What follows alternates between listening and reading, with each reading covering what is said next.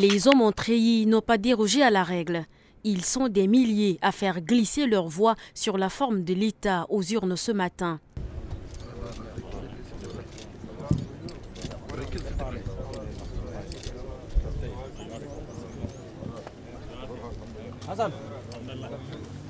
Et le coup d'envoi a été donné par le chef d'état-major des armées, le général Abakar Abdelkerim Daoud. À quelques mètres d'ici, d'autres hauts gradés de l'armée nationale ont aussi voté. Même acte dans le rang de l'armée de l'air. Les forces de défense et de sécurité sont conscients de l'impact de ce référendum. Donc ils sont rassemblés pour effectuer leur devoir de citoyen. Donc comme vous pouvez le constater, l'armée n'est pas du reste. L'armée est fortement impliquée et nous sommes en première ligne pour la sécurité du pays. Et aussi nous sommes des citoyens comme les autres, donc nous remplissons aussi notre devoir de citoyen. Ce vote concerne exclusivement les hommes en treillis. Demain, le 17 décembre, plus de 8 millions de Tchadiens sont appelés à voter. C'est fait. En plus du corps armé qui était passé aux urnes ce matin, les nomades du 9e arrondissement de la ville de N'Djamena ont également voté ce 16 décembre. Selon eux, c'est pour honorer leur devoir de citoyen. C'est écrit, la loi même, qui dit que le samedi, c'est l'armée et les nomades. Donc, c'est comme ça on a commencé aujourd'hui samedi. Et demain, c'est les autres qui vont aller voter. Ok, quelles sont les imperfections que vous avez relevées? Tout est bien ici, il n'y a pas de... Dieu merci, j'ai constaté que tout le monde a leur carte. C'est ça qui est bien. Et tout le monde est là. Ils ont quand même répondu à l'invitation. Ils sont sortis massivement pour voter. Et c'est ce que nous voulons.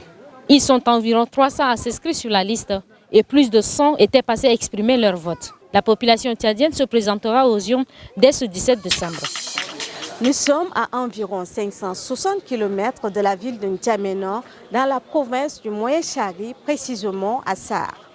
C'est le premier jour des scrutins référendaires des différents corps militaires qui se passent à l'école normale. Nous allons ensemble faire le tour des différents bureaux de vote pour découvrir ce qui se passe.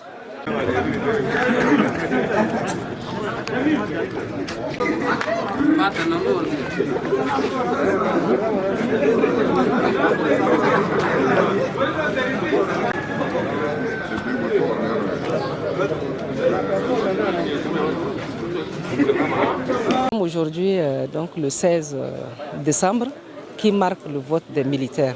Et comme vous l'aurez constaté, nous sommes dans l'enceinte de l'école normale des instituteurs de Sarre et donc non loin de la caserne des militaires. Et voilà, comme vous l'auriez constaté, nous avons avec nous les différents corps et qui viennent marquer leur geste de citoyenneté en votant aujourd'hui. C'est très calme, les militaires sont bien disciplinés, où les différents corps que nous avons sont bien disciplinés et suivent les instructions et donc ils sont en train de voter.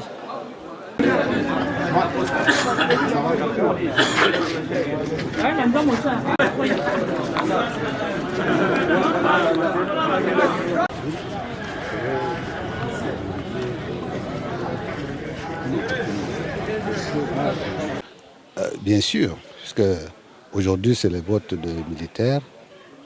Vous savez, la population doit être mobilisée demain pour voter.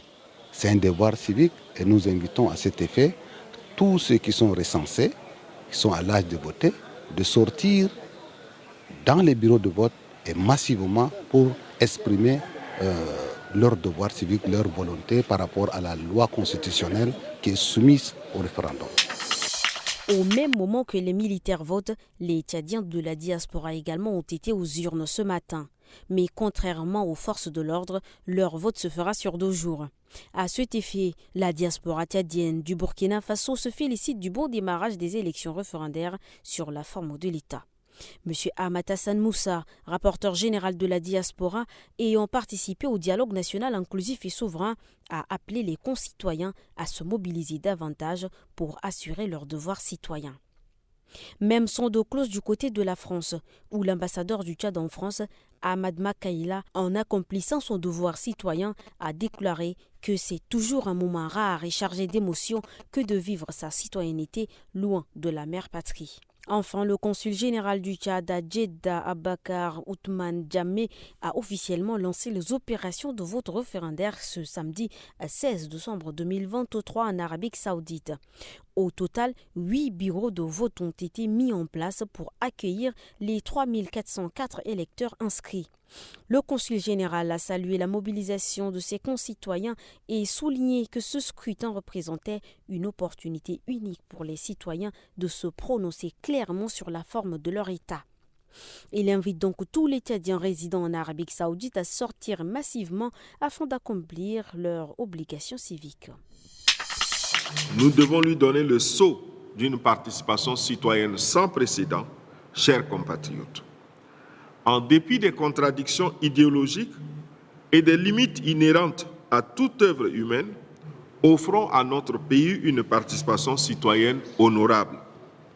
Montrons que nous sommes capables d'aller à l'essentiel, quelles que soient nos divergences.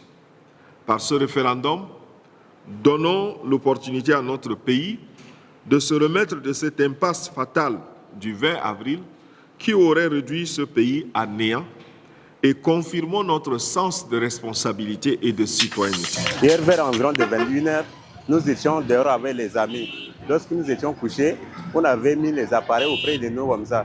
Et une fois nous sommes en train de dormir là, un voleur avait sauté notre mur, il a pris l'appareil de notre ami, tout avec sa carte mémoire. Donc jusqu'à là, on ne sait pas encore sa trace. C'était vers les environs de 3h, 4h du matin. On était là dans les chambres en train de dormir. Et les voleurs là sont arrivés. Ils ont fait comment pour ouvrir même la porte de la cuisine, là même on ne sait pas, hein, alors que la porte était verrouillée. Et quand on s'est rendu compte et on s'est levé pour aller à sa poursuite, il a fermé les portes avec les fils d'attache.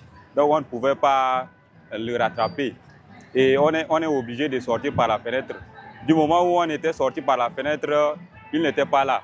Et on est allé vérifier à la cuisine, nous on a trouvé que la bouteille de gaz n'était pas là. On l'a cherché dans les quartiers, même on n'a même pas eu leur trace. Bon, quand je vendais les sacs à main, les chaussures juste devant les stations Oil Ibia, j'avais vu une amie que voilà, un voleur avait arraché son sac. Et là, le voleur a pris fuite. Et tout à coup, on poursuivait ce monsieur. Et ils ont pu l'arrêter. Après, ils ont amené ce monsieur au niveau du poste de police. Et là, on a constaté que vraiment, c'est un licencié. Un licencié qui vole. Vous voyez, c'est très étonnant pour ce pays. Il est licencié en sociologie. Et là, bon, on a pris le sac avec lui et puis on a remis ce sac à la victime. Je ne suis pas victime, mais à 20 ans, un gars avait tenté de me voler, mais il n'a pas pu. Donc je demande aux gens qui en demandent d'être vigilants. Quand quelqu'un te propose, au début, il te dit que tu l'amènes dans tel coin-là, être prudent. Il faut l'amener directement là où il t'a demandé. Mais si lui essaie de changer de direction et autres là, c'est pour aller t'agresser ou c'est pour aller faire de n'importe avec toi.